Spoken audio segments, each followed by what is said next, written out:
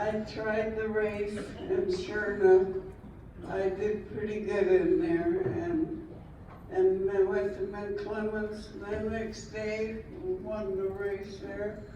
Went to Flat Rock the next weekend, won the race there, and just kept on going.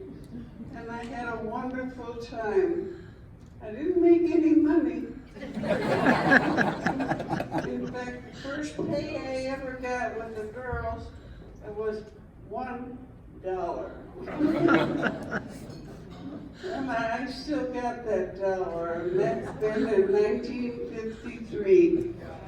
So, but anyway, I have a lot of records in Daytona, and there's a record that'll never be broken.